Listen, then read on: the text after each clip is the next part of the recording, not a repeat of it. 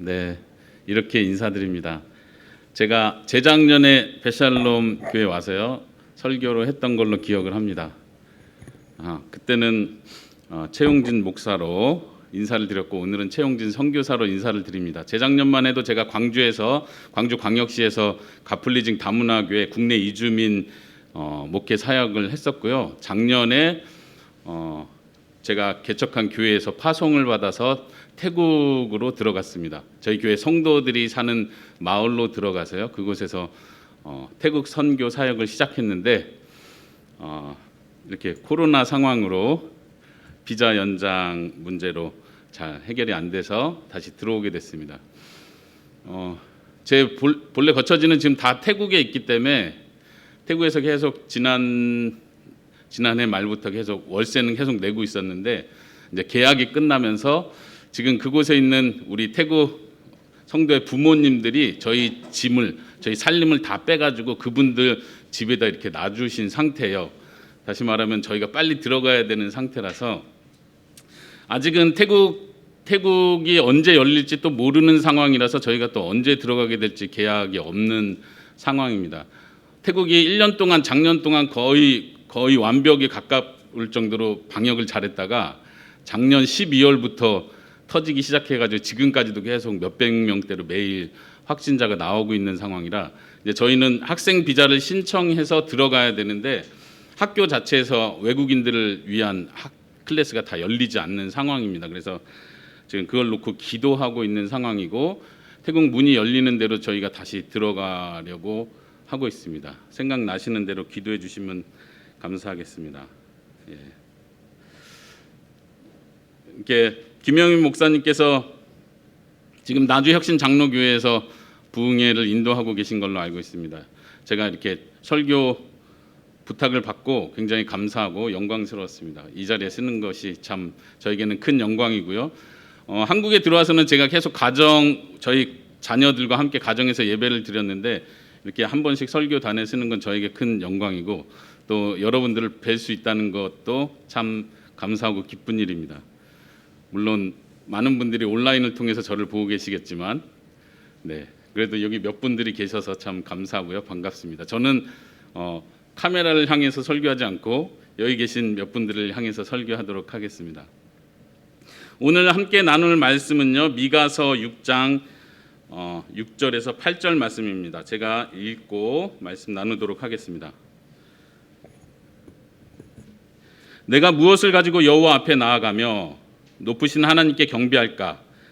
내가 번제물로 1년 된 송아지를 가지고 그 앞에 나아갈까? 여호와께서 천천의 수양이나 만만의 강물 같은 기름을 기뻐하실까? 내 허물을 위하여 내 맏아들을 내 영혼의 죄로 말미암아 내 몸의 열매를 드릴까? 사람아, 주께서 선한 것이 무엇임을 내게 보이셨나니 여호와께서 내게 구하시는 것은 오직 정의를 행하며 인자를 사랑하며 겸손하게 내 하나님과 함께 행하는 것이 아니냐. 아멘. 우리가 오늘 함께 살펴볼 미가서의 말씀은 미가 선지자가 하나님의 말씀을 받아서 쓴 글입니다. 이 시대 배경을 잠깐 살펴보면요. 미가서 1장 1절에 보면은 그 시대 배경을 설명해 주고 있습니다. 유다 왕들 요담, 아하스, 히스기야 시대에 활동하던 선지자입니다. 유다 선지자였고요. 1장 1절에 보면은 사마리아와 예루살렘에 관한 묵시라라고 말하는 걸 보니까 지금 북쪽 이스라엘과 남쪽 유다를 향해서 하나님의 말씀을 전한 선지자라는 것을 알 수 있습니다.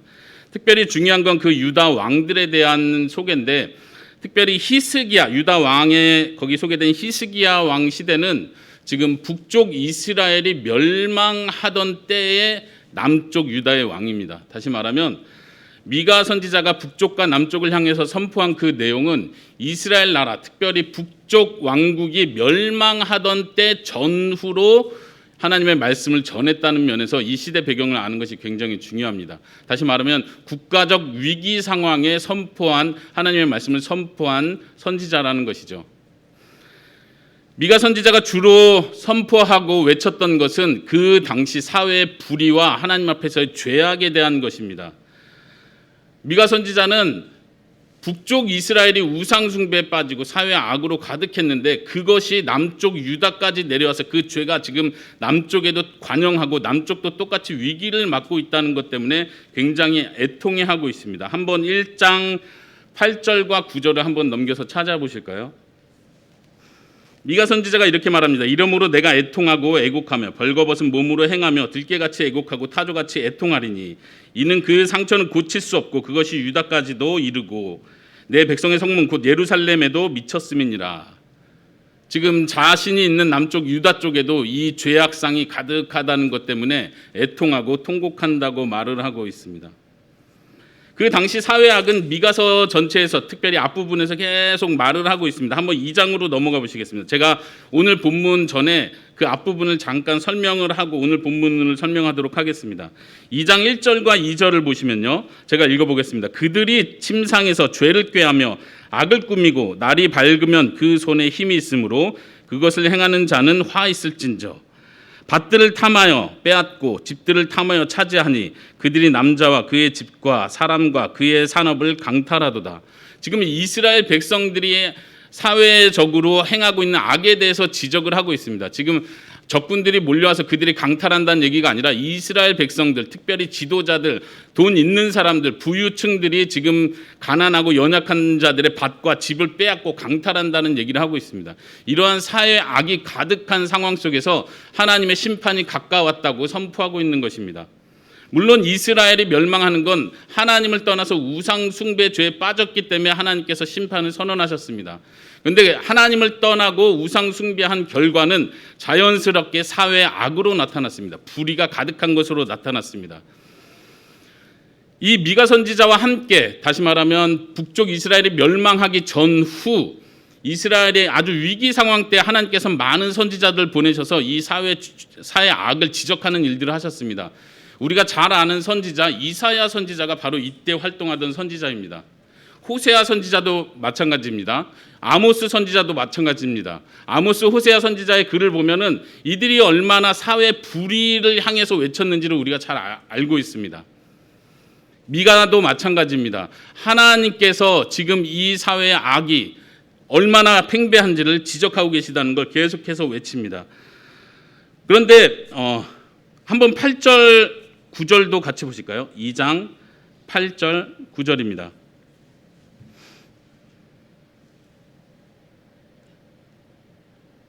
근래에 내 백성이 원수같이 일어나서 전쟁을 피하여 평안히 지나가는 자들의 의복에서 겉옷을 벗기며 내 백성의 부녀들을 그들의 즐거운 집에서 쫓아내고 그들의 어린 자녀에게 나의 영광을 영원히 빼앗는도다. 여기서도 똑같이 빼앗는 이야기를 하죠. 평안히 지나가는 자의 겉옷을 벗깁니다. 강탈하는 것입니다. 부녀들을 그들의 즐거운 집에서 쫓아낸다고 합니다. 여기서 부녀들은 여자들을 가리키죠. 그녀들의 즐거운 집입니다. 정확히 번역하면 그녀들의 즐거운 집에서 그 여자들을 쫓아낸다고 합니다. 다시 말하면 여기서 표현하는 이 표현은 아마도 과부들을 가리키는 것 같습니다. 남편이 없고 그녀가 오직 가지고 있는 자신의 집마저도 빼앗는 것을 보여주죠. 그 아래는 그녀들의 어린 자녀들까지도 빼앗는 것을 표현하고 있습니다. 이 사회 불의가 얼마나 악한지, 그리고 연약한 자들을 향해서 착취가 이루어지는지를 표현하고 있는 것입니다. 이스라엘은 계속해서 이렇게 죄를 더해갔습니다. 멸망하기까지 선지자들의 경고에도 불구하고 계속해서 죄를 더해갔습니다. 그런데 이스라엘의 더 큰 문제는, 멸망으로 갈 수밖에 없었던 더 큰 문제는 이스라엘 백성들이 선지자들의 지적을 듣지 않았다는 것입니다. 다시 말하면 마음을 강팍하게 했다는 거죠. 하나님 앞에서 죄를 범했습니다. 하나님께서는 선지자들을 보내셔서 경고하시고 돌아오게 외치십니다. 그렇지만 멸망으로 가는 그 백성들은 선지자들의 말에도 끝까지 그들의 마음을 완강하게 합니다. 2장 6절과 7절이 그것을 표현해주고 있습니다. 제가 읽어보겠습니다. 그들이 말하기를 너희는 예언하지 말라. 이것은 예언할 것이 아니거늘 욕하는 말을 그치지 아니하는도다. 선지자들을 향해서 이렇게 말합니다. 예언하지 마라. 이것은 예언할 것이 아니다. 이렇게 나쁜 재앙, 저주, 심판에 대해서 말하지 마라. 이렇게 말하고 있는 것입니다. 7절에 너희 야곱의 족속아 이르기를 여호와의 영이 성급하시다 하겠느냐. 성급하시단 말은 참지 못하신다. 하나님이 인내가 없으시냐. 더 참아주시지 않겠느냐 이 말이죠. 그의 행위가 이러하시다 하겠느냐? 하나님이 이렇게 행하시겠냐? 선지자들은 무엇을 말합니까? 심판과 저주, 돌이키지 않으면 하나님께서 이 나라를 멸망시키신다. 남쪽 유다를 향해서도 하나님이 이 성전이라도 버리신다라는 말을 할 때 이스라엘 백성들은 받아들이지 못했습니다. 하나님이 그렇게 하시겠느냐? 그 뒤에 7절 뒤에 있는 말은 미가가 하는 말입니다. 나의 말이 정직하게 행하는 자에게 유익하지 아니하냐? 너희가 불의를 행하기 때문에 내 말을 못 받아들이고 회개의 선포를 못 받아들이지 않느냐? 너희가 올곧게 행동한다면 왜 내 말이 너희에게 유익이 되지 않겠느냐? 그러나 이스라엘 백성들은 끝까지 듣지 않았습니다. 11절을 한번 보십시오. 그 당시 상황이 얼마나 심각한지를 보여줍니다. 사람이 만일 허망하게 행하며 거짓말로 이르기를 내가 포도주와 독주에 대하여 내게 예언하리라 할 것 같으면 그 사람이 이 백성의 선지자가 되리라. 무슨 뜻입니까? 지금 포도주와 독주에 대해서 예언하면 이 백성의 선지자가 될 것이다. 이건 비아냥거리는 말입니다. 조롱하는 말이죠. 포도주가 풍성할 것입니다. 우리가 먹고 마실 새로운 술들이 가득 찰 것입니다. 이렇게 외치는 선지자들은 이 백성의 선지자가 될 거라는 거예요. 사람들이 그런 말 듣기를 좋아한다는 얘기입니다. 많은 선지서들에서 지적하는 바죠. 평안을 외치는 걸 좋아합니다. 전쟁을 외치는 걸 싫어합니다. 지금 이 당시 상황을 그렇게 잘 표현해주고 있습니다. 이 악한 선지자들 따르고 또 악한 선지자들은 백성의 요구를 충족시키기 위해서 거짓으로 계속해서 예언을 합니다. 그 부분이 또 3장에서도 계속해서 나옵니다. 한번 3장을 같이 보시겠습니다. 3장 5절입니다. 내 백성을 유혹하는 선지자들은 이에 물 것이 있으면 평강을 외치나니 그 입에 무엇을 채워주지 아니하는 자에게는 전쟁을 준비하는도다. 이해되십니까? 아주 통탄할 얘기죠.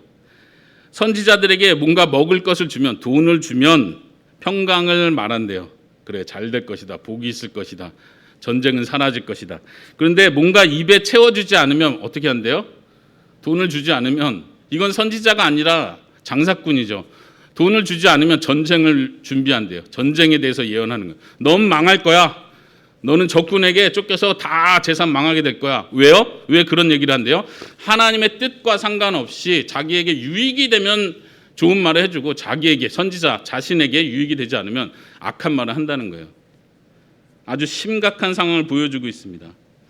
11절에도 보십시오. 그들의 우두머리들은 뇌물을 위하여 재판하며 그들의 제사장들은 삭슬 위하여 교훈하며 그들의 선지자는 돈을 위하여 점을 치면서도, 지금 우두머리, 제사장, 선지자는 지금 종교 지도자, 정치 지도자를 다 가리킵니다. 지금 사회상을 보여주고 있습니다. 뇌물을 받고 재판을 그릇되게 합니다. 제사장조차도 돈을 위하여 교훈합니다. 선지자는 돈을 위하여, 아까 위에서도 말했던 부분과 똑같죠. 돈을 위하여 점을 치면서도 더 무서운 것은 이겁니다. 여호와를 의뢰하여 그들은 여호와의 이름으로 선언했습니다. 돈을 받으면서 여호와의 이름으로 선언합니다. 뭐라고 선언하는지 보십시오. 여호와께서 우리 중에 계시지 아니하냐. 재앙이 우리에게 임하지 아니하리라. 복된 말이죠. 평강을 외치는 말이죠. 아까 위에서 말했던 부분입니다. 그런데 미가 선지자는 그걸 적나라하게 고발합니다. 돈을 위하여 그렇게 말하는 거다. 듣는 백성들의 입장에서 한번 생각해 보십시오. 때가 어렵습니다. 지금 실제로 아수르의 공격들이 계속 들어오고 있습니다. 이 아수르의 공격, 이 나라가 과연 헤쳐나갈 수 있을까? 왕들이 이걸 잘 해낼 수 있을까? 특별히 북쪽 이스라엘은 이런 외교 정책 때문에 수많은 왕들이 계속 바뀌어왔습니다. 이 왕을 세워서는 더 이상 우리가 아수르를 제압할 수 없다. 아수르와 어떻게 이겨낼 수 없다 해서 왕을 계속 바꿉니다. 사례가 일어납니다. 정치적 혼란 상태에 있습니다. 그러니 그 어떤 선지자가 평강을 외친다면 그건 위로가 되는 말이죠. 평안이 있을 것이다. 뭐라고 말합니까? 여호와의 이름으로 하나님께서 우리와 함께 계시지 아니하냐? 하나님이 우리를 책임지시지 않겠느냐? 우리에게 평강이 있지 않겠느냐? 멋있는 말이죠. 그런데 미가는 지적합니다. 돈을 위하여 여호와의 이름을 들먹인다. 여러분들 오늘날 우리의 시대는 어떻습니까? 저는 이 글을 눈물 없이 읽을 수가 없습니다.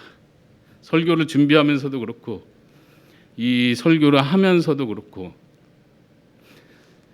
하나님의 이름은 그렇게 쉽게 망령되게 일컬어질 수 없는 이름입니다.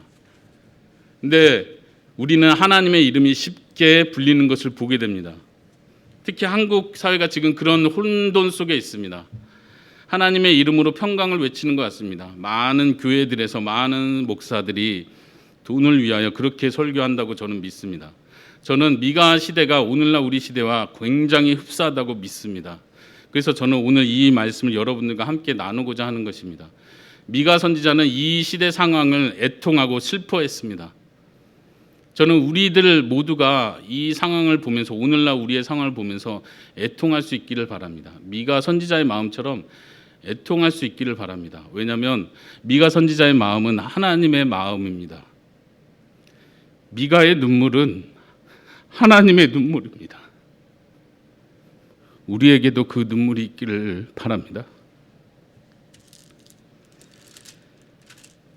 4장과 5장은 그래도 미가 선지자가 소망을 외칩니다. 미가는 자기 분에 못 이겨서 저주만 선포하고 심판만 선포하고 고발만 하는 선지자가 아닙니다. 미가 선지자는 하나님의 말씀을 받아서 소망을 선포합니다. 그것은 하나님이 하실 일이기 때문에 미가의 감정과 상관없이 하나님의 말씀을 선포하는 것입니다. 우리가 잘 아는 대로 5장 2절에 보면 베들레헴에 하나님께서 선지자 메시아를 보내실 것을 예언합니다. 잘 아는 구절이죠. 5장 2절을 제가 읽어보겠습니다. 베들레헴 에브라다야, 너는 유다 족속 중에 작을지라도 이스라엘을 다스릴 자가 내게로 나올 것이라. 그의 근본은 상고에 영원에 있느니라. 예수님께서 태어날 위치를 정확하게 알려줬다 해서 유명한 구절이죠. 하나님께서는 메시아를 보내시고 이 시대를 변화시키고 소망으로 이끄실 것을 약속하십니다. 그럼에도 불구하고 우리가 오늘 본문으로 읽은 6장의 말씀은 다시 하나님께서 심판의 말씀으로 돌아가시면서 말씀합니다. 한번 6장을 보십시오. 6장 1절입니다. 너는 여호와의 말씀을 들을지어다. 너는 일어나서 산을 향하여 변론하여 작은 산들이 내 목소리를 듣게 하라. 미가가 이스라엘 백성들을 향해서 외칩니다. 너는 변론해라. 지금 법정의 상황입니다. 지금 이스라엘 백성들이 끌려왔습니다. 너를 자신을 변호해봐라. 여기 증인들이 있다. 증인들은 누굽니까? 산들입니다. 지대들입니다. 견고한 지대들. 산들이 증인으로 서 있습니다. 산들이 증인으로 서 있다는 건 굉장히 재밌는 표현이죠. 구약 성경에서 많이 나오는 표현이기도 합니다. 산들은 변하지 않고 그 자리에 있습니다. 100년 전에도 그 자리에 있었고 1000년 전에도 그 자리에 있었습니다. 이런 의미에서 산들을 증인으로 택하고 있습니다. 너 한번 말해봐라. 산들이 증인이다. 그들은 변함없이 그 자리에 있었다. 너가 옛날에 무슨 말을 했는지, 너가 옛날에 하나님 앞에 어떤 결심을 하고 어떤 약속을 했었는지 다 알고 있다. 하나님께서 무슨 말을 했고 너가 뭐라고 대답했었는지 산들은 다 알고 있다. 너가 한번 변론해봐라. 그래서 산들로 하여금 듣게 해라. 2절을 보십시오. 너희 산들과 땅의 견고한 지대들아, 너희는 여호와의 변론을 들으라. 이번에는 하나님께서 말씀하십니다. 하나님께서 고발하시고 고소하신다는 뜻입니다. 여호와께서 자기 백성과 변론하시며 이스라엘과 변론하실 것이라.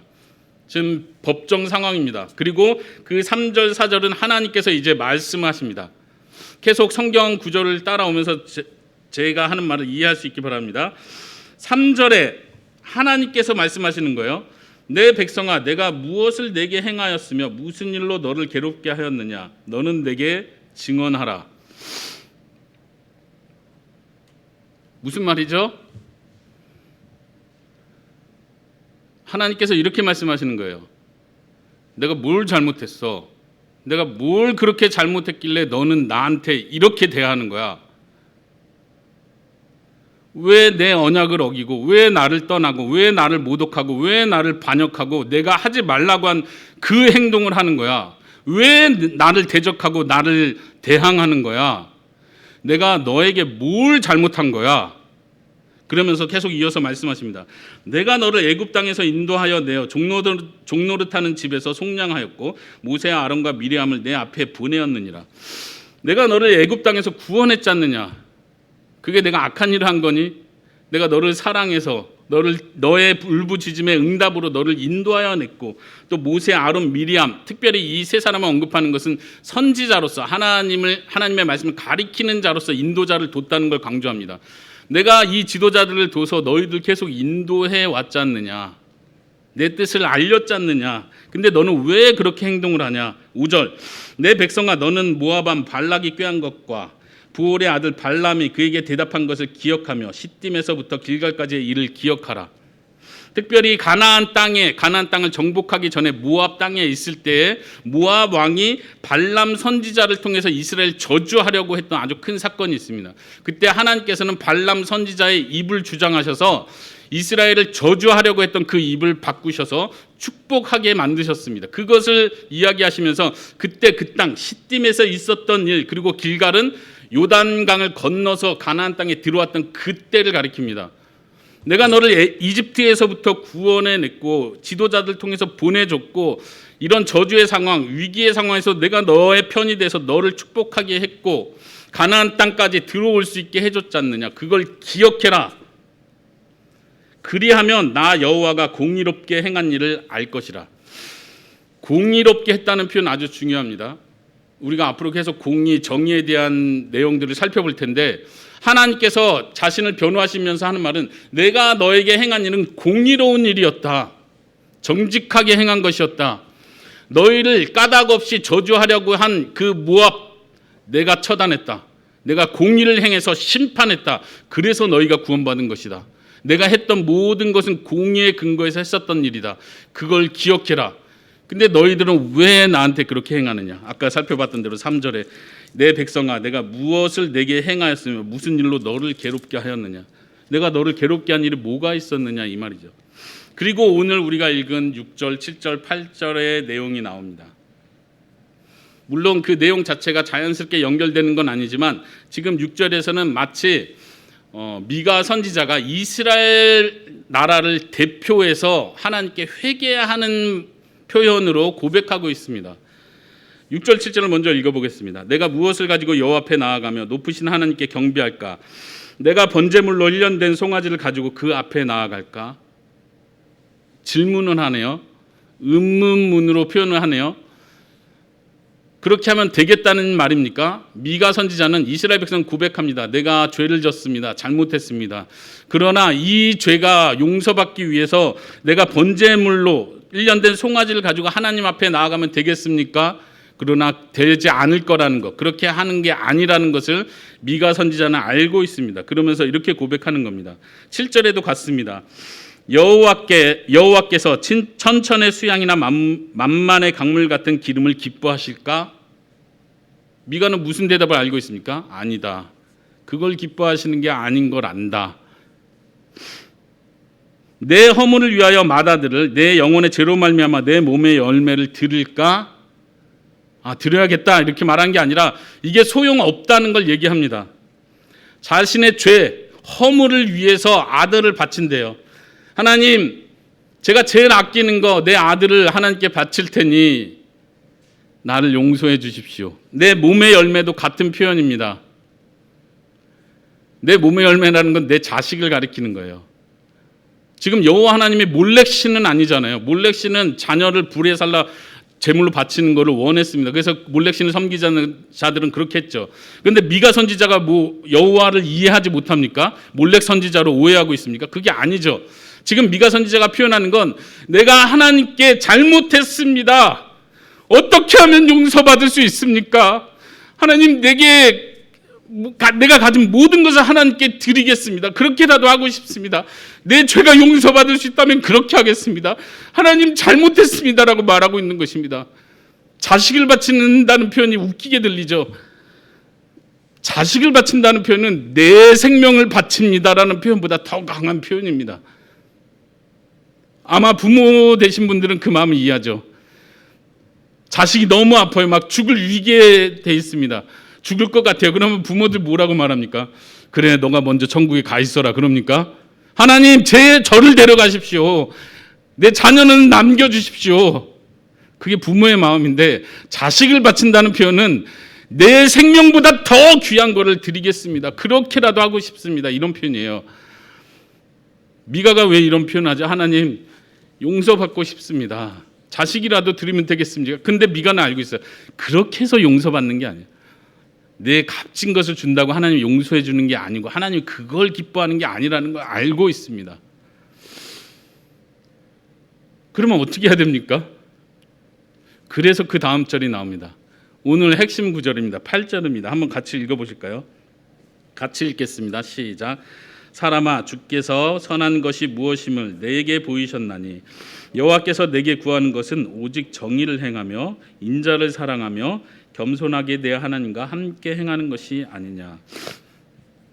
지금 다시 어조가 바뀌고 있습니다. 지금 여기서는 마치 미가 선지자가 이스라엘 백성들을 충고하는 식으로 미가 선지자가 하나님 편에 서서 하나님의 마음이 무엇인지를 그걸 모르느냐?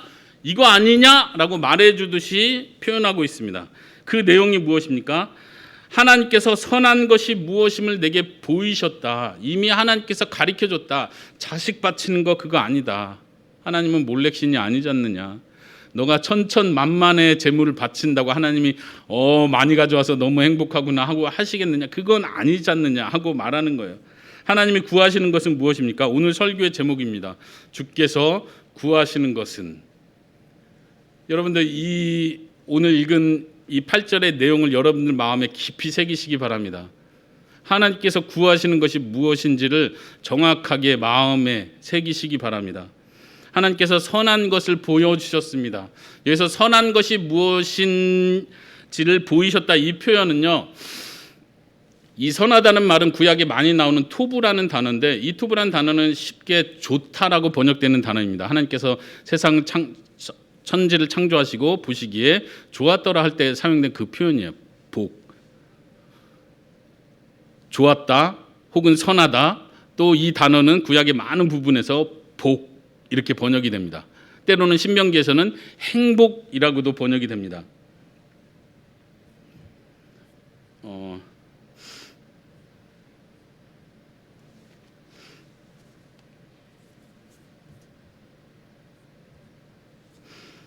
그러니까 8절에서는 미가 선지자 이렇게 말하는 거예요. 사람아, 하나님께서 너에게 복된 것이 무엇인지를 이미 알려주셨다.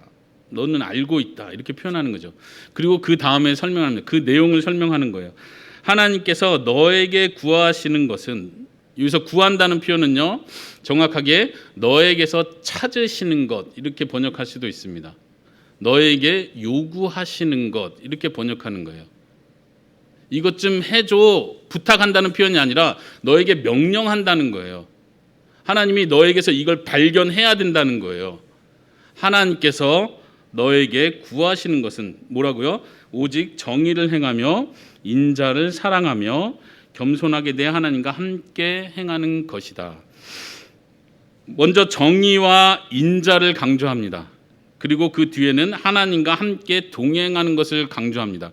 어떻게 보면 세 가지를 하나님께서 요구하신다 이렇게도 말할 수 있습니다. 그러나 이 세 가지는 꼭 세 가지라고 구분해서 말할 수 있는 것은 아닙니다. 그냥 한 가지입니다. 다시 말하면 정의와 인자를 행하는 것입니다.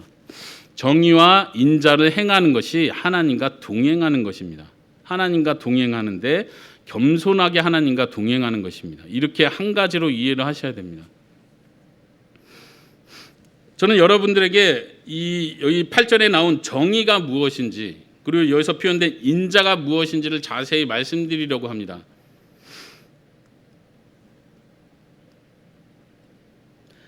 근데 우리가 이 말씀을 정의와 인자가 무엇인지를 생각해 보기 전에 한 가지 그 전에 생각해 볼 게 있습니다. 오늘날 우리 크리스찬들은요, 이 구약의 말씀들을 읽을 때 굉장히 어려움을 많이 겪습니다. 물론 구약을 설교하는 것도 쉽지 않고 구약 설교를 많이 들어보지도 못하고 또 구약 설교를 듣고 구약 성경을 1년 1독 하면서 구약을 읽을 때 이걸 어떻게 해석해야 되는지 어려울 때가 좀 많이 있습니다. 그래서 좀 그런 얘기를 하려고 하는 건데 우리는 예수님께서 이미 우리 죄를 위해서 십자가에 죽으시고 내 죄를 대신해서 대속하셨다는 것을 잘 알고 있습니다. 그리고 우리가 어떻게 하나님 앞에 의롭게 설 수 있는지, 다시 말하면 하나님과 어떻게 바른 관계를 맺을 수 있는지를 잘 이해를 하고 있습니다. 오늘날 크리스찬들은. 근데 구약의 크리스찬들은 우리만큼 명확하게 그걸 이해할 수 없었죠. 메시아도 아주 멀리 있는 메시아였습니다. 그런데 우리가 구약 성경을 볼 때 해석하는 면에서 실수하는 게 있는데, 그게 뭐냐면 구약 성경을 다 구약 성경에 예언된 그 많은 내용들을 다 빼고 예수님을 집어넣는 거예요. 물론 구약을 해석하는 아주 중요한 원칙은 신약의 관점으로, 예수 그리스도께서 완성하신 대속 사역의 관점으로 구약을 재조명하는 것입니다. 그걸 알고 있죠. 알고 있습니다. 그러기 때문에 실수하는 게, 구약을 읽어나갈 때 구약에 있는 수많은 보화와 같은 아주 중요한 내용들을 다 제껴버리고 거기다 딱 십자가만 하나 딱 갖다 놓는 거예요. 그러면 만사 해결되는 것처럼. 그런 실수를 우리는 범하지 말아야 됩니다. 구약을 충실히 읽어야 우리는 신약을 이해할 수 있습니다. 신약의 관점으로 또 구약을 봐야 합니다. 이 두 가지는 균형을 갖추면서 계속 가야 하는 것입니다. 그래서 제가 오늘 좀 어려울 것 같지만 구약의 선지서를 선택해서 여러분들과 함께 나눕니다. 우리는 이렇게 생각합니다. 아까 6절 7절에서 미가 선지자가 이렇게 했었습니다. 하나님, 제가 어떻게 하면 하나님께 용서를 받을 수 있습니까? 내 허물을 위해서 내 마다들을 바치면 되겠습니까? 내 죄의 용서를 위해서 내 몸의 열매를 드리면 되겠습니까? 그게 아니죠. 그리고 우리는 이런 걸 기대합니다. 8절에서 사람아, 주께서 선한 것이 무엇인지를 내게 보이셨나니 하나님께서 내게 구하시는 것은 오직 뭐요? 믿음. 이렇게 하고 끝나버린다는 얘기예요. 근데 미가 선지자는 그런 힌트를 주지 않습니다. 여기 한번 다시 보십시오. 오직 정의, 오직 인자. 믿음은 어디 있습니까? 신약에 와서는 믿음이라고 해석을 합니다. 그런데 그 믿음은 미가 선지자가 말한 믿음과 다르지 않은 믿음입니다. 사도 바울이 말한 오직 믿음은 미가 선지자가 말한 정의를 행하며 인자를 행하는 것과 다르지 않은 믿음입니다. 이해하십니까? 참으로 믿는 자는 참으로 정의를 행하고 참으로 인자를 행합니다. 그것이 하나님과 겸손히 동행하는 것이기 때문입니다. 지금 미가 선지자가 하나님과 동행하는 것을 강조하고 있구나. 역시 영적이구나. 그래, 하나님과 늘 친밀하게 하나님과 교제하고 영적으로 하나님과 더 교통하고 겸손하게 행하고 이런 것들을 강조하는 거구나. 그리고 또 하나 정의도 행하고 인자도 행하라는 거구나. 이렇게 말하는 게 아니에요. 반대예요. 반대. 정의를 행하고 인자를 행하는 그것이 하나님과 동행하는 것이라고 말을 하는 겁니다.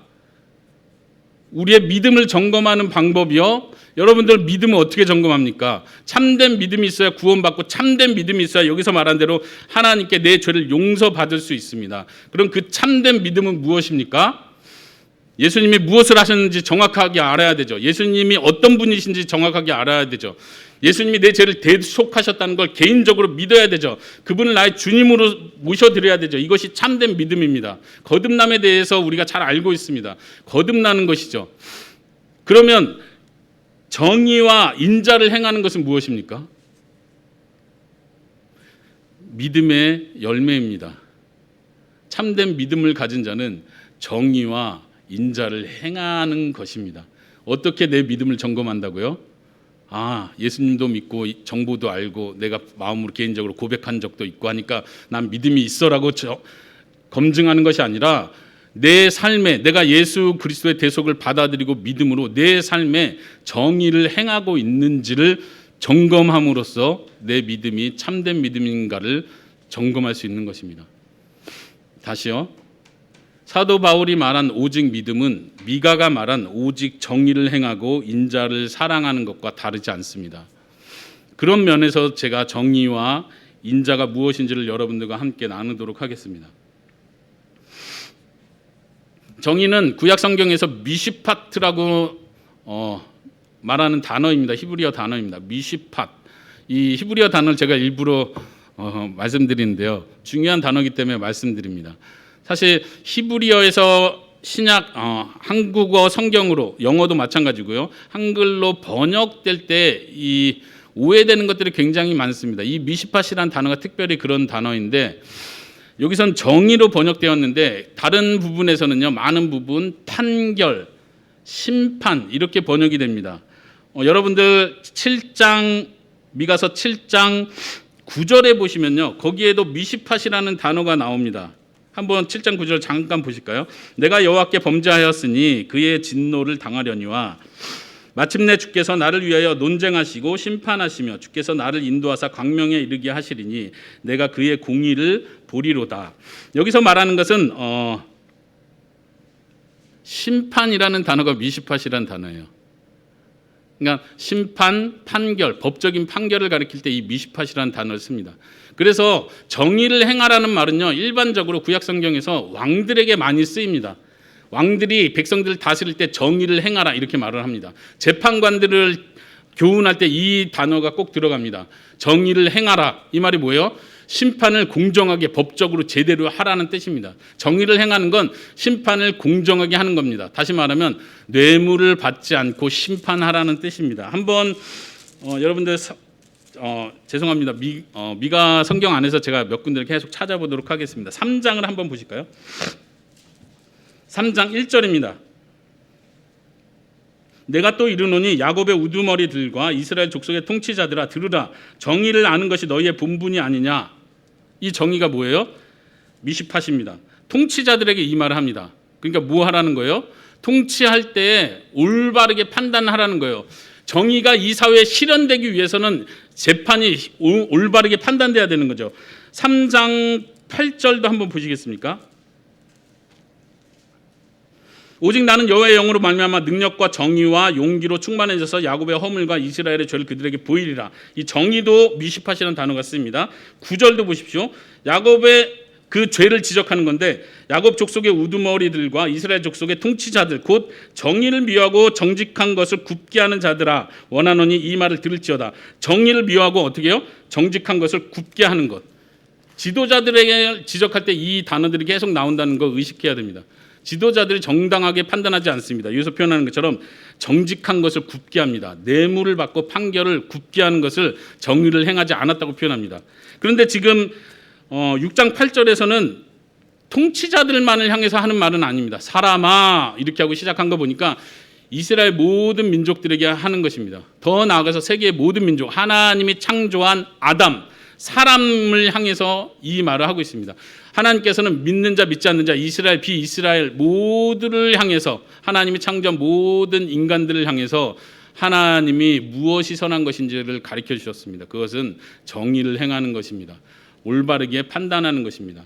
이 개념을 가지고 정의를 이해하면 미가 선지자가 하나님께서 요구하는 것이 무엇인지 무엇을 지적하는지 우리가 잘 이해할 수 있을 것입니다. 한번 생각해 보십시오. 우리는 정의를 행하고 있습니까? 나는 정의를 행하고 있습니까? 저는 재판관이 아닌데요. 당연히 아니죠. 우리는 이 말을 들으면서 우리나라에도 있는 그 중요한 재판관들을 떠올릴 수 있습니다. 그 재판관 뇌물 받아먹고 그럴 줄 알았어. 남 비판하기는 좋습니다. 지도자들 비판하기는 좋습니다. 정치 지도자들 다 그렇지 뭐 뇌물 받고 다 자기 편한 대로 하지.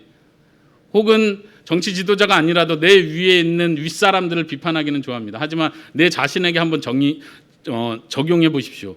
나는 정의를 행하고 있습니까? 그렇지 못할 때가 더 많습니다. 한번 생각해 보십시오. 뇌물을 받고 판단을 굽게 한다는 건 뭐냐면 돈이 있는 사람들, 힘이 있는 사람들 편에 서서 판단한다는 얘기죠. 약한 자들, 돈을 나에게 줄 수 없고 아까 앞에서 선지자들 표현하면서 말한 것처럼 나에게 뭐 먹을 거를 입에 물어주지 않으면 나쁜 판결을 내는 거예요. 우리는 어떻습니까? 우리도 힘이 있는 사람 편에 섭니다. 약한 사람들을 쉽게 무시합니다. 홀대합니다. 여러분들 직장 생활, 여러분들이 만나는 친구들과의 관계 어디서든 한번 생각해 보십시오. 심지어 교회 안에서도 생각해 보십시오. 나는 정의를 행합니까? 저건 나쁜 거야! 이렇게 지적하는 걸 떠나서 나는 힘 있는 사람 편에 서고 약한 자들 편에 서기를 원치 않습니다. 왜냐하면 약한 자들 편에 서봐야 나에게 도움되는 게 하나도 없어요. 저가 약한 자가 바른 일을 했습니다. 얘는 잘했어. 얘가 틀리지 않았어. 너가 잘못했어. 이 사람은 돈이 많고 힘이 있습니다. 너가 잘못한 거고 이 사람이 맞아 라고 우리 쉽게 말할 수 있습니까? 그렇게 말하지 않습니다. 그래서 이 사회가 불의로 가득해져 가는 겁니다. 꼭 높이 있는 사람이 아니라 바로 나에게 적용할 수 있는 말입니다. 틀린 것을 틀렸다고 말하지 않습니다. 악을 행하고 있는 것을 우리는 그냥 방관합니다. 우리 사회를 보십시오. 뉴스에서 종종 내부 고발자들이 나오죠. 내부 고발자들. 그들은 그래도 그나마 내부 우리 조직에 잘못된 것을 용기를 내서 말하는 사람들입니다. 근데 이게 언론에 이슈화 되면은 그나마 내부 고발자들은 영웅이 될 수도 있습니다. 의로운 시민이 될 수도 있습니다. 근데 많은 부분, 훨씬 더 많은 부분 내부 고발자들은 묻힙니다. 여러분들 회사 생활하면서 그런 거 경험해 보셨습니까? 혹시 그 주인공이 돼 보시지는 않으셨습니까? 주인공이 되셔야 됩니다. 내가 내부 고발하다가 잘리기도 하고 내부 고발하다가 주위 사람들에게 핍박도 받아봐야 됩니다. 반대로 내가 내부 고발하는 사람을 말리면서 야 그렇게 하지 마. 그래봐야 다 소용없어. 어차피 세상 그렇게 돌아가잖아. 그런 사람이 돼서는 안 됩니다. 그런 말을 하는 사람이 돼서는 안 됩니다. 저는 심지어 교회 안에서도 그런 걸 봤습니다. 제가 전도사 사역할 때입니다. 담임 목사가 교회 돈을 횡령합니다. 그리고 저 위에 선배 목사님은 그 교회에서 10년을 부목사로 있었던 사람입니다. 제가 막 울분을 토했습니다. 이렇게 대놓고 횡령을 하는데 이게 말이 됩니까? 지금 교회 성도들도 알 사람은 다 알고 그중에 많은 사람들은 쫓겨났습니다. 목사한테. 이건 가만 놔두면 안 되는 거죠. 근데 그 목사가 하는 말이 가관입니다. 부목사가 하는 말이 전도사 그냥 나도 몰라서 그러는 게 아니야. 다 알아. 근데 교회를 위해서 교회가 무너지면 안 되잖아. 저는 그런 말도 들었습니다. 여러분들도 그렇게 생각하십니까? 회사에 내부 고발을 함으로써 회사가 복잡해집니다. 실제로 고생하는 건 말단 직원들이 고생을 합니다. 내부 고발을 하면. 그래서 우리는 그냥 가만 놔둡니다. 긁어부스럼 만들어지지 않으려고 하는 거죠. 그런데 성경은 그렇게 말하지 않습니다. 정의를 행하라. 하나님, 지금 세상이 어떻게 돌아가는지 모르십니까? 내가 정의를 행하면 죽습니다. 회사도 버텨내지 못할걸요? 내가 정직하게 회사에서 일을 한다고요? 정직한 것 자체가 불가능합니다. 지금은 어느 정도는 받아들여야 합니다. 목사가 되면서 그런 말을 굉장히 많이 듣습니다. 목사님은 잘 몰라요. 직장생활이 얼마나 힘든지. 전 잘 모릅니다. 근데 그 말을 하나님 앞에도 할 수는 없습니다.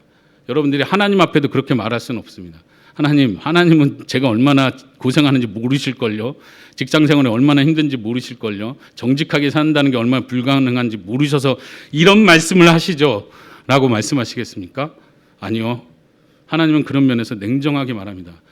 너에게 복이 되는 것이 무엇인지 내가 말해주겠다. 정의를 행해라. 여러분들 응답하시겠습니까? 하나님 정의를 행하겠습니다. 라고 응답하시겠습니까? 우리 어린이들부터 학교 생활하면서부터 이 정의가 잃어버린 사회, 불의한 사회를 경험하게 됩니다. 제 자녀들도 3명의 딸들이 있는데 학교 생활에서 하나같이 다 왕따를 경험해 봤습니다. 피해자가 돼 봤습니다. 근데 아이들 이야기를 자세히 들어보면 얘도 때로는 가해자였구나 하는 생각이 은근히 듭니다. 나도 모르게 가해자를 하는 거예요. 그게 뭐냐면 연약한 자 편에 서주지 않는 겁니다. 우리 반 안에 왕따 당하는 아이가 있어요. 은따 당하는 아이가 있어요. 근데 내가 그 아이 편에 서지 않습니다. 여러분들은 부모로서 뭐라고 말합니까?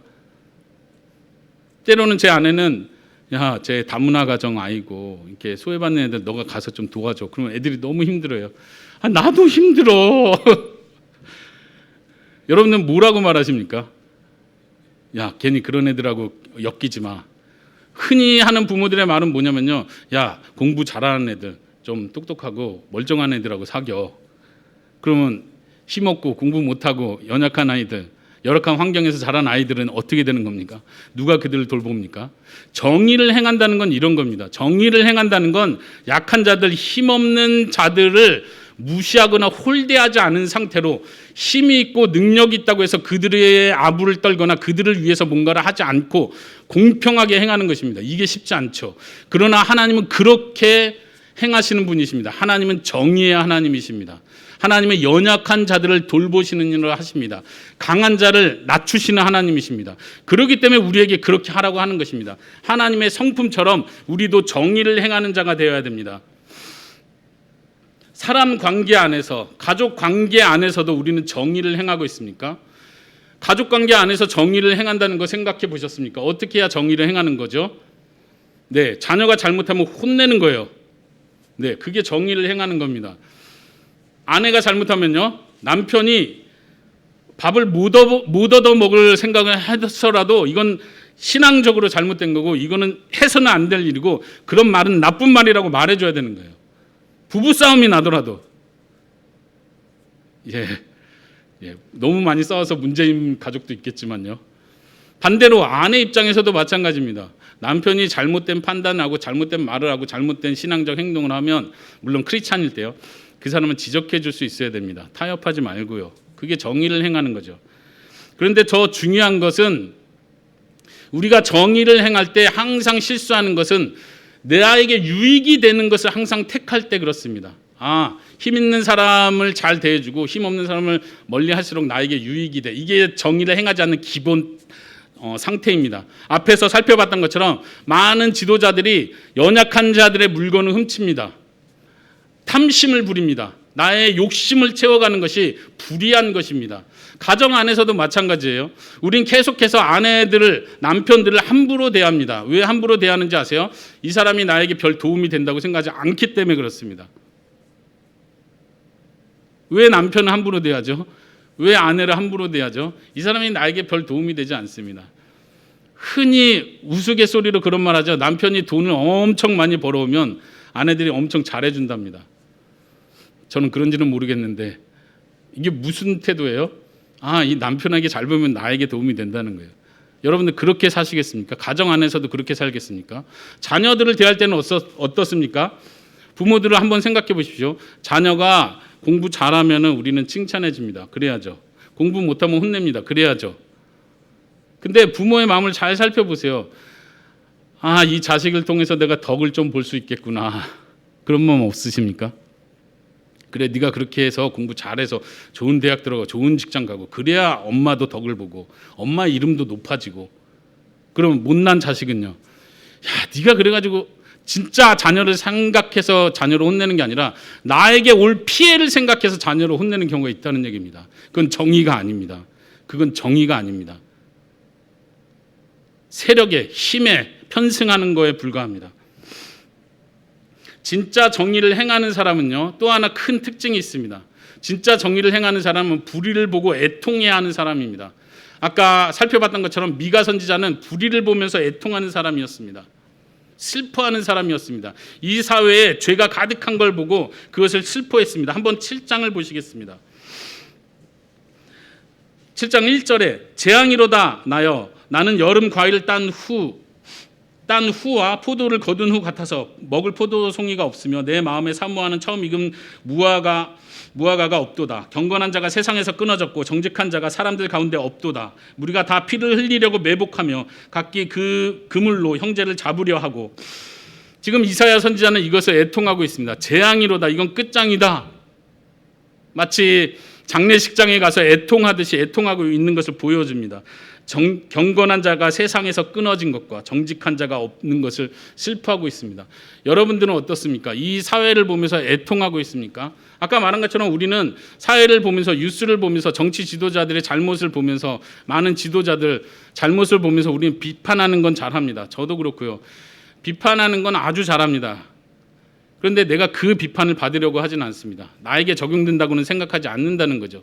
그리고 슬퍼하지도 않습니다. 비판은 하는데 슬퍼하진 않습니다. 정말 정의를 사랑하는 자는, 정의를 행하는 자는 이 사회의 불의를 보면서 슬퍼하고 애통합니다. 예수님께서는 이렇게 말씀하셨습니다. 의에 줄이고 목마른 자는 복이 있나니. 정의를 사랑하는 자는 의에 줄이고 있습니다. 이 사회의 불의를 보면서 마음 아파합니다. 하나님, 언제 이 사회, 이 땅에 정의가 실현됩니까? 정직한 자가 더 소외를 받고 순수한 동기로 행하는 사람이 더 바보 취급을 받는 사회입니다. 하나님, 언제 이 정의가 실현됩니까? 하나님, 언제까지 저는 이렇게 정직한 길을 가야 합니까? 내가 왜 손해를 보면서 이 일을 해야 합니까? 남들 다 악을 행하는데 왜 나는 끝까지 이 길을 가야만 합니까? 의에 줄이고 목마른다는 말이 무슨 말인지 아십니까? 여러분들 마음속에 그런 마음이 있습니까? 하나님, 의를 실현해 주십시오. 악한 자가 심판받는 걸 보게 하시고 참으로 선한 자가, 참으로 하나님을 찾는 자가 하나님 안에서 피난처를 발견하고 하나님 안에서 위로를 받는 것을 허락해 주십시오. 언제까지입니까, 하나님? 이렇게 눈물을 흘릴 수 있는 사람은 정직하게 행하는 사람입니다. 정의를 실천하는 사람이 그 눈물을 흘릴 수 있습니다. 여러분들에게 그 눈물이 있습니까? 있으시기를 축원합니다. 있으시기를 축원합니다. 하나님, 오늘 하루 정직하게 사느냐고 너무 힘들었습니다. 하나님, 악한 자의 편에 서지 않으려고 너무 내 마음에 갈등이 심했습니다. 그런데 하나님이 인도해 주셔서 그렇게 할 수 있었습니다.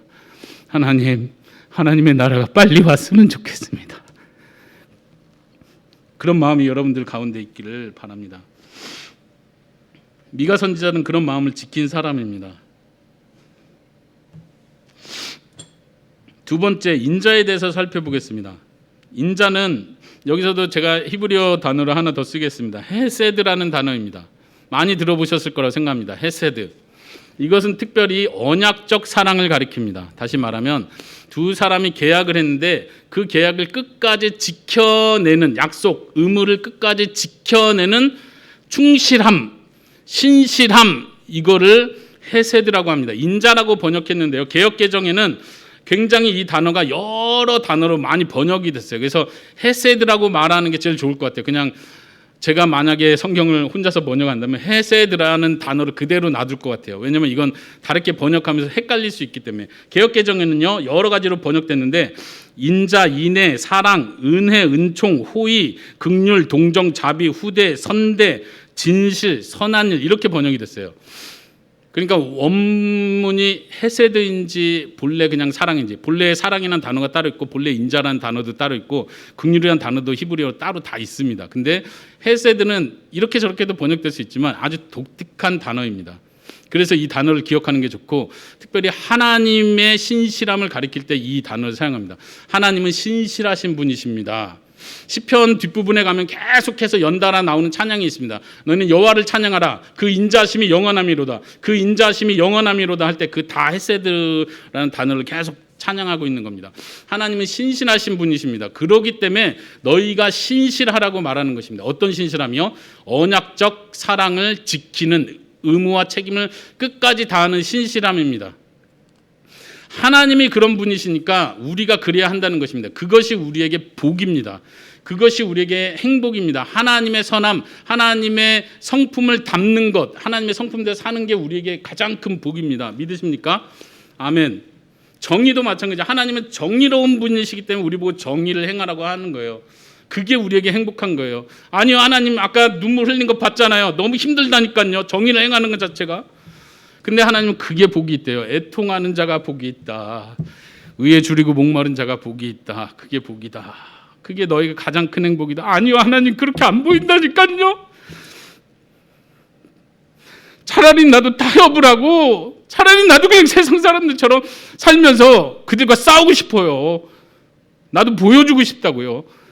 내가 바본 줄 아십니까? 저 사람들은 나를 바보로 봅니다. 근데 저 아니거든요. 저도 복수할 수 있거든요. 저도 할 말 할 수 있거든요. 하나님은 말씀하십니다. 사람아,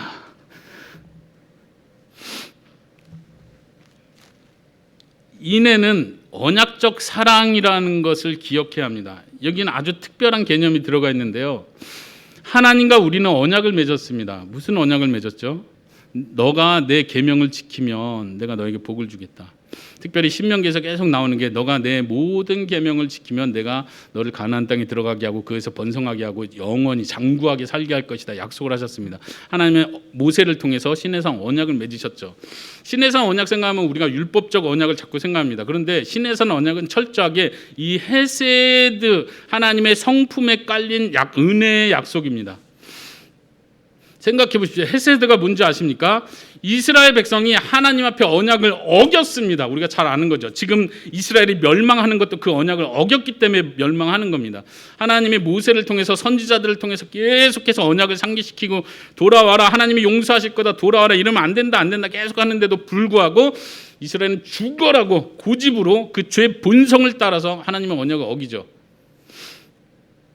그런데 하나님은요, 진노도 하십니다. 근데 하나님은 완전히 멸하겠다는 말씀 하시지 않습니다. 남긴다, 징계라고 표현하십니다. 징계하고 그리고 그 다음에 돌아오게 할 것이다. 내가 그들을 이끌 것이다. 다시 돌아오게 할 것이다. 너가 이렇게 하느냐? 내가 진노로 너를 혼낼 것이다. 그러나 이건 징계다. 다 멸하는 게 아니다. 남길 것이다. 돌아오게 할 것이다. 하나님은요, 우리가 언약을 깨뜨렸을 때 언약적 신실함을 지키십니다. 잘 이해가 안 되시죠? 제가 한 가지 예를 들어보겠습니다. 여러분들이 집을, 아파트를 하나 팔려고 내놨습니다. 뭐 집이 두 채 있는지 어쩐지는 모르겠고요. 아파트 팔려고 계약을 했는데 한 사람이 사겠다고 계약금을 딱 걸었습니다. 1,000만 원을 딱 걸었습니다. 그리고 이번 달 말까지 나머지 잔금을 다 치르기로 했습니다. 근데 이번 달 말 딱 됐는데 잔금 치를 생각도 없고 아무 대책이 없었습니다. 어떻게 합니까? 1,000만 원 벌었다. 야, 이 계약금 이거는 법적으로 합당한 거니까 정의를 행해야지. 이러겠습니까? 네, 그러는 사람도 많죠. 근데 생각해 보십시오. 이 사람은 계약금을, 잔금을 안 치렀는데 나는 언약적 신실함을 지키기 위해서 집을 그냥 줍니다. 바보죠? 하나님이 그런 행동을 하시는 거예요. 언약적 사랑이 이런 거예요. 말이 됩니까? 상대방이 계약을 안 지켰는데 내가 왜 계약을 지킵니까? 말이 됩니까? 언약적 신실함이 그런 거예요. 하나님은 왜 우리를 구원하십니까? 하나님은 왜 우리에게 끝까지 자비를 베푸십니까? 언약적 신실함 때문에 그렇습니다. 내가 너를 선택했다. 내가 너를 사랑한다. 내가 너를 구원할 것이다. 넌 나에게 순종해라. 근데 우리는 순종하지 않았습니다. 하나님을 반역했습니다. 그런데 하나님은 우리를 구원하십니다. 그게 언약적 사랑이에요. 언약적 사랑이 없으면 우리는 구원받을 수 없습니다. 그런데 놀라운 것은 제가 아까 처음에 말씀드렸습니다. 이 정의와 언약적 사랑은 상반관계에 있지 않습니다. 이게 신비입니다. 신비. 정의와 언약적 사랑은 상반되지 않습니다. 특히 성경에서는 그걸 강조합니다. 우리가 그걸 발견할 수 있어야 됩니다. 제가 그걸 좀 설명해 보도록 하겠습니다. 정의는 뭐예요? 너가 법을 어겼으니까 너는 합당하게 심판을 받아서 이 벌에 대한 정확한 대가를 받아야 이 심판과 관련됐다고 했죠. 하나님은 정의를 행하십니까? 예, 정의의 하나님이에요. 근데 하나님은 인자의 하나님이라면서요. 언약적 신실함을 지키신다면서요. 하나님이 약속한 거, 내가 너를 구원하리라, 너를 복되게 하리라 했던 거 약속을 지키신다면서요. 네, 그래요. 그럼 이 두 가지가 어떻게 같이 갈 수 있습니까? 이 두 가지네요. 별도의 다른 거네요. 어떻게 보면 상반되는 거네요. 그런데 상반되는 게 아니라 같이 갑니다. 어떻게 같이 가죠? 미가 선지자는 이거를 고민합니다. 미가 선지자는 자신을 외치는 메시지 속에서 이것을 고민하는 걸 볼 수 있습니다. 한번 그걸 더 설명해 드리도록 하겠습니다. 한번 7장으로 넘어가 보실까요? 7장 8절 9절을 제가 읽어보겠습니다. 나의 대적이여 나로 말미암아 기뻐하지 말지어다. 나는 엎드러질지라도 일어날 것이요 어두운 데에 앉았을지라도 여호와께서 나의 빛이 되실 것이미로다.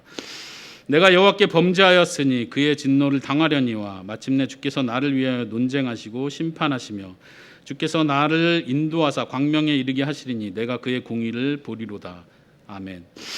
이 말씀이 미가서에서 아주 중요한 거의 핵심적인 신학적으로 가장 가치 있는 말씀일 것입니다. 근데 잘 이해가 되지 않습니다. 지금 여기서 미가는 다시 한번 이스라엘 백성의 입장에서 말을 합니다. 이스라엘 백성이 이제는 하나님의 심판을 받아서 아수르에 의해서 멸망할 것입니다. 특별히 북쪽 이스라엘이요. 그 상황을 놓고 얘기하는 것입니다. 여기서 대적은 아수르를 가리킵니다. 1차적으로. 그러나 이것은 1차적인 적용뿐만 아니라 영적 세계, 하나님께서 이루시는 구원의 모든 역사에 적용되는 내용입니다. 다시 한번 보십시오. 나의 대적이여 나로 말미암아 기뻐하지 말지어다. 나는 엎드러질지라도 일어날 것이요 어두운 데 앉았을지라도 여호와께서 나의 빛이 되실 것이다. 어떻게 하나님께서 나의 빛이 되시죠? 나는 죄가 있는데. 내가 여호와께 범죄하였으니 그의 진노를 당하려니와 아수르에 의해서 멸망할 것입니다.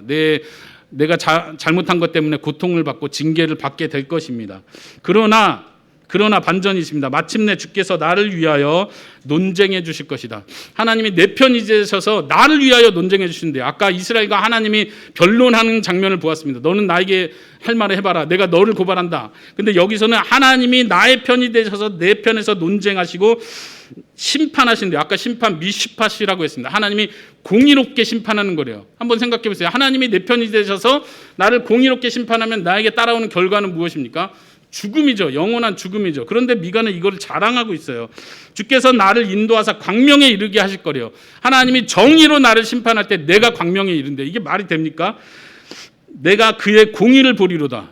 미가의 소망은 뭐냐면 내가 하나님의 공의를 보는 거래요. 이 공의는 뭐예요?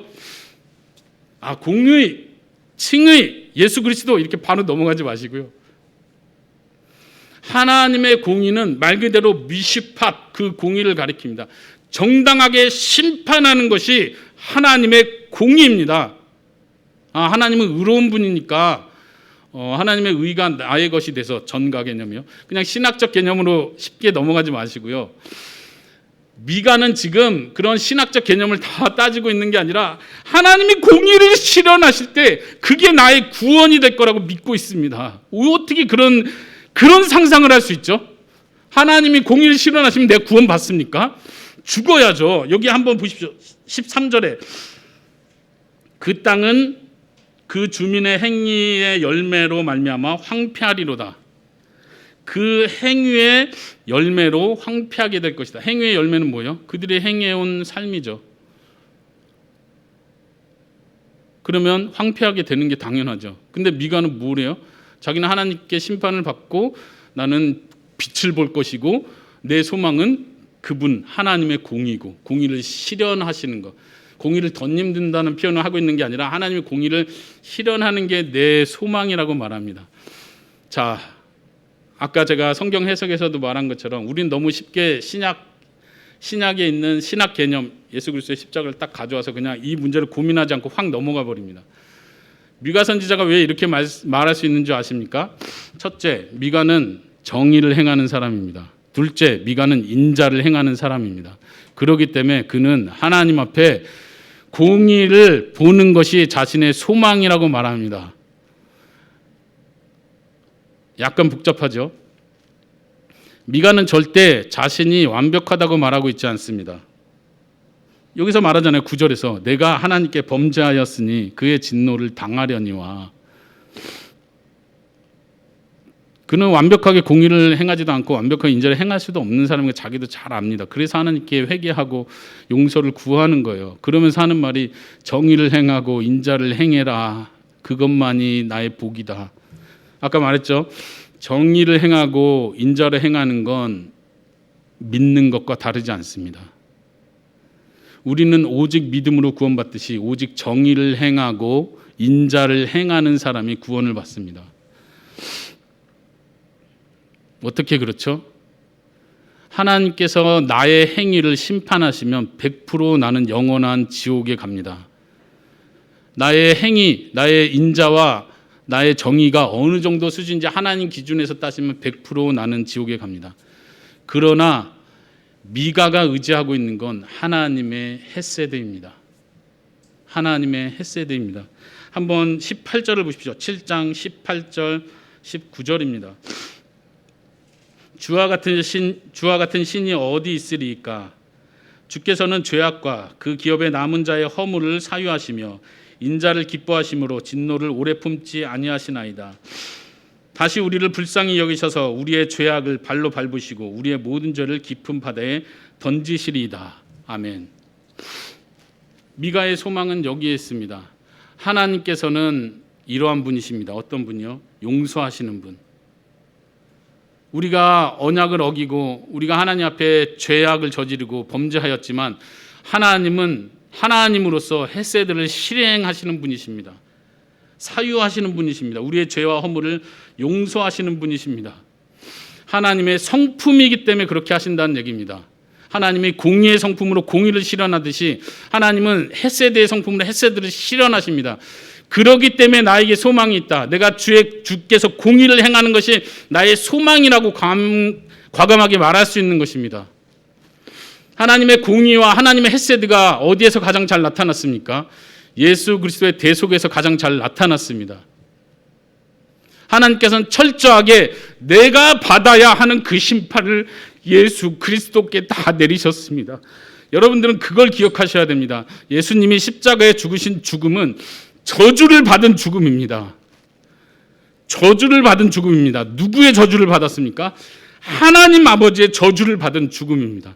예수님께서 십자가에 죽으신 것은 하나님께서 철저하게 공의를 실현하기 위해서 하나님의 택한 모든 백성에게 내리셔야만 했던 바로 그 심판을 정확하게 다 예수 그리스도께 내리신 것입니다. 믿으십니까? 내가 하나님 앞에 바르게 서지 못한 것, 내가 하나님 앞에 공의를 행하지 못하고 인자와 사랑을 실천하지 않았던 그 죄에 대한 대가를 예수님께서 받으신 거예요. 하나님의 형벌, 하나님의 진노, 하나님의 저주를 받으신 것입니다. 그것이 하나님의 공의가 실현된 것입니다. 그 공의가 실현됐기 때문에 하나님은 자유롭게 우리에게 인자를 베푸십니다. 믿으십니까? 아멘. 날마다 이걸 묵상하시기 바랍니다. 예수님의 죽음을 가볍게 여기지 마시기 바랍니다.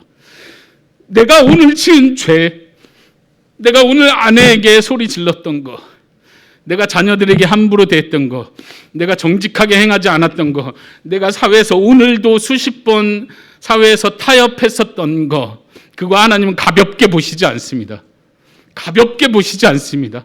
내가 거짓말 하나 했던 거 하나님은 절대 가볍게 보이시지 않습니다. 내가 거짓말했던 그것 때문에 예수님이 죽으셔야만 했던 겁니다. 내가 다른 사람을 긍휼히 여기지 않고 다른 사람을 불쌍히 여기지 않은 그 행동, 헤세드를 베풀지 않았던 그 행동, 저 사람은 나에게 가치가 없고 나에게 도움이 되지 않아서 그 사람을 멀리했던 거, 가난한 사람들은 나에게 도움이 안 되고 그 사람들과 엮이면 나도 복잡해지고 차라리 잘 나가는 사람, 명성 있는 사람, 난 그 사람과 어울릴 거야 했던 내 근본적인 이 탐욕의 죄, 이것 때문에 예수님이 죽으셨다는 것을 기억하십시오. 하나님의 공의는 반드시 실현되십니다. 그렇기 때문에 우리가 하나님의 인자를 받는 것입니다. 그걸 믿으신다면 우리는 어떻게 살아야 합니까? 하나님처럼 정의를 행하고 헤세드를 행하는 사람이 되겠습니다. 내게 약속을 어기더라도 나는 그 사람에게 했던 약속을 지키겠습니다. 이 언약 개념은 부부간에서 더 잘 드러납니다. 여러분들 결혼 안 하신 분들도 계신 것 같은데 결혼 생각하면서 참 힘들죠. 네, 전 잘 알고 있습니다. 많은 목사님들을 만났기 때문에 목사들에게도 그런 어려움이 있다는 걸 잘 알고 있습니다. 이혼하고 싶어요. 정말 못 살 것 같아요. 재밌는 것은 코로나 사태 때문에 요즘에 유행하는 게 코로나 이혼이라는 게 유행한다 합니다. 너무 같이 지내다 보니까 이혼이 더 많아진답니다. 웃기죠. 더 같이 지내면 행복해야 되는데 더 같이 지내니까 더 싸운답니다. 왜요? 우리는 언약적 사랑을 잃어버렸습니다. 너가 나한테 이렇게 대했잖아. 그러니까 나도 너한테 그렇게 하는 거야. 항상 싸움할 때는 그 얘기를 하죠. 너가 나한테 이렇게 했기 때문에 내가 너한테 이렇게 하는 거야. 언약적 사랑은 그게 아니에요. 너가 나에게 이렇게 대했는데 근데 나는 그것과 상관없이 내가 받은 하나님 사랑 때문에 내가 하나님께로부터 받은 그 용서 때문에 난 널 용서할 거야. 언제까지? 끝까지. 또 그래 또 용서할 거야. 또 난 널 사랑할 거야. 또 난 너에게 정의를 실현할 거야. 너가 연약해지고 너가 힘이 없는 사람이 돼도 난 끝까지 널 사랑해 줄 거야. 여러분들 부부 간에 그런 사랑이 다시 회복되기를 바랍니다. 자녀들도 그렇게 사랑해 주시기 바랍니다. 공부 잘하는 자녀만 사랑하지 마시고 연약하고 힘없고 엄마 말씀 잘 안 듣는 그 자녀를 언약적 사랑으로 사랑해 주시기 바랍니다. 직장 안에서 그 사랑을 실천할 수 있겠습니까? 직장은 직장이고요. 그게 아니라요. 여러분들이 언약적 사랑을 실현할 때 세상 사람들은 여러분들이 예수 그리스도의 제자인 것을 알게 될 것입니다. 여러분들이 불의와 타협하지 않는 걸 볼 때 세상 사람들은 크리스찬들은 하나님을 믿는 사람들은 다르구나라고 말할 수 있게 될 것입니다. 그렇게 사시겠습니까? 그렇게 사시기 바랍니다. 이 시간 같이 기도하도록 하겠습니다. 살아계신 하나님, 내 안에 있는 죄를 보게 하여 주시옵소서. 미가 선지자가 선포한 우리의 허물과 죄를 보게 하여 주시옵소서. 정의를 잃어버리고 사랑이 식어진 이 사회를 보면서 한탄하고 욕하는 걸로 끝나지 않게 하시고, 하나님, 내가 먼저 애통하게 하여 주시옵소서. 이 사회의 불의를 보면서, 사랑이 식어진 것을 보면서, 많은 뉴스의 나쁜 소식들을 보면서 눈물을 흘리게 하여 주시옵소서. 하나님, 그 눈물이 내 속을 보게 하여 주시옵소서. 내 안에 동일한 죄가 있습니다. 불의와 타협하려는 마음이 내 안에 있습니다. 저 사람이 나에게 불법을 행한 것에 대해서 복수해주고 싶은 마음이 나에게 있습니다. 하나님, 언약적 사랑을 실천할 수 있게 하여 주시옵소서. 하나님과 같은 용서의 마음을 갖게 하여 주시옵소서. 하나님, 그것이 나에게 부족한 것을 고백합니다. 내 힘으로 할 수 없는 것을 고백합니다. 참된 믿음은 행함을 동반한다 하였는데, 하나님, 내 삶 가운데 행함이 보이지 않는다면 하나님, 통회하게 하여 주시옵소서. 그것으로 눈물을 흘리게 하여 주시옵소서. 나를 새롭게 하여 주시옵소서. 나를 거듭나게 하여 주시고 하나님의 성령으로 채워주셔서 하나님께서 원하시는 뜻 가운데 살게 하여 주시옵소서.